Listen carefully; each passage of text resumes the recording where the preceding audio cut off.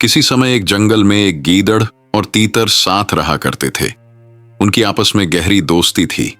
अक्सर वे एक दूसरे से अलग नहीं होते थे। दिन को सारा समय जंगल की सैर किया करते थे और शाम को नदी किनारे पेड़ों की छाया में बैठकर बतियाया करते थे। गीदड़ स्वभाव से ही स्वार्थी था।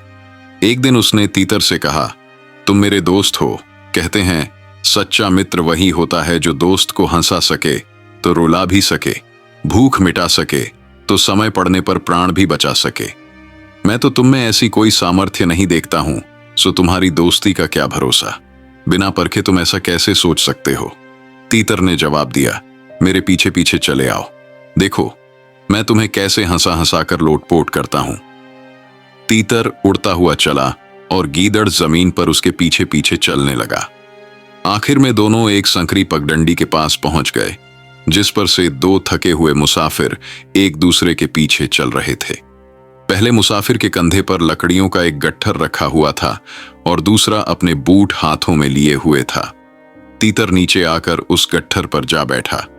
तीतर का वजन कम होने के कारण मुसाफिर को उसके लकड़ियों के गड्ढर पर बैठ जाने का कुछ पता ही नहीं चला और वह चलता रहा। पर पीछे चलने वाले यात्री ने जब छोटा सा कोमल पक्षी देखा तो वह उसे भूखी नजरों से देखने लगा और उसे खाने के लिए उसके मुंह में पानी भर आया। मन में सोचा, अगर यह पंछी हाथ आ जाए तो आज स्वादिष्ट व्यंजन खाने को मिलेगा। यह सोचकर उसने अपना जूता तीतर की ओर फेंका, पर जूता लगने के पहले ही तीतर पंख फैलाकर उड़ गया और जूता उस मुसाफिर की पगड़ी पर जा लगा और वह जमीन पर आ गिरी। इस पर वह मुसाफिर आग बबूला हो उठा और उसने पीछे वाले मुसाफिर से क्रोध में भरकर कहा, मेरे हाथों मार खाने का स्वाद चखना चाहते हो क्या? दूसरे मुसाफिर ने नरमी से कहा, भाई साहब, मैंने तो तीतर को निशाना बनाया था जो तुम्हारी लकड़ियों के गट्ठर पर जाकर बैठा था। क्या तुम मुझे बेवकूफ बना रहे हो? पहले ने जवाब दिया, मैं अभी तुम्हें दिन में तारे दिखाता हूं। ऐसा कहकर गट्ठर जमीन पर रखकर लकड़ी उठाई और दूसरे मुसाफिर को धक्का दिया तो दोनों के बीच में जोरदार लड़ाई छिड़ गई। उन्हें इस तरह लड़ता देखकर गीदड़ जोर जोर से हंसने लगा। उसे इतनी जोर से हंसी आई कि आंखों से आंसू बहने लगे। तब तीतर ने गीदड़ से कहा, अब हंसकर पेट भरा कि नहीं? बेशक तुमने मुझे खूब हंसाया है, परंतु मैं नहीं समझता कि तुम मुझे रुला भी सकते हो। मस्खरी करना आसान है, परंतु किसी को रुलाना नहीं, गीदड़ ने कहा। ऐन उसी समय एक शिकारी अपने कुत्तों के साथ उसी रास्ते में गुजरा।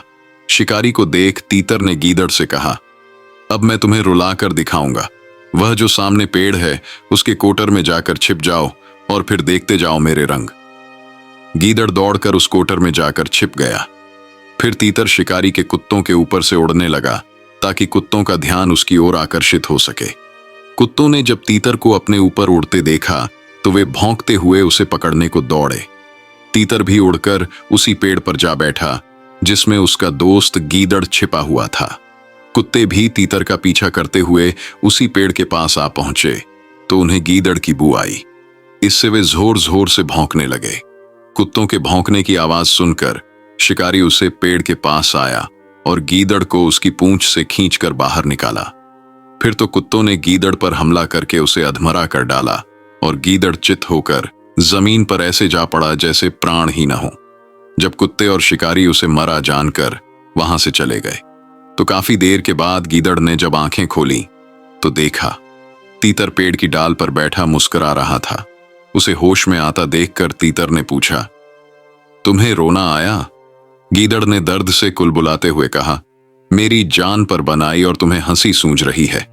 मैंने ऐसा थोड़े ही कहा था कि मेरी दुर्गति करके मुझे रुलाओ। तुमने रोना चाहा, इसीलिए मैंने तुम्हें रुलाया, तीतर ने उत्तर दिया। कुछ समय के बाद एक दिन भूख लगने पर गीदड़ ने तीतर से कहा, अगर सच्चे मित्र हो तो जल्दी से मेरे लिए कुछ खाने का प्रबंध करो। ठीक है, तीतर ने कहा, घोड़ा इंतजार करो, वक्त आने पर खाना भी मिल जाएगा। दोपहर के समय औरतों की एक टोली अपने पतियों के लिए खाना लेकर खेतों की ओर जा रही थी। तीतर पेड़ की शाखाओं पर कूदता फांदता उनके पीछे पीछे चलने लगा और करुण स्वर में पुकारने लगा। यह आवाज सुनकर स्त्रियों ने आपस में कहा, इस पक्षी को देखो, ये बेचारा शायद घायल है, आओ इसे पकड़े। अब औरतों ने तीतर का पीछा किया तो वह उनके ऊपर से झपट्टा देकर आगे की तरफ उड़ा और पास की एक टहनी पर जा बैठा। इस तरह जैसे ही वे उसे पकड़ने की कोशिश करती, तीतर कतरा कर निकल जाता। आखिरकार औरतों ने थक कर खाने की टोकरियां सिर से उतार कर नीचे रखवीं और उस शरारती तीतर को पकड़ने के लिए उसके पीछे दौड़ने लगीं। जिस समय तीतर और स्त्रियों की टोली काफी दूर निकल गई, इस बीच गीदड़ तीतर का इशारा समझकर आगे बढ़ा और टोकरियों में रखे स्वादिष्ट व्यंजनों पर टूट पड़ा। उसने भरपेट खाया। थोड़ी देर के बाद तीतर ने आकर पूछा, क्यों भाई, पेट भरा? बेशक, गीदड़ ने जवाब दिया। यार, तुमने तो आज कमाल कर दिखाया। मैं मानता हूं कि तुमने मुझे हंसाया भी है तो रुलाया भी है।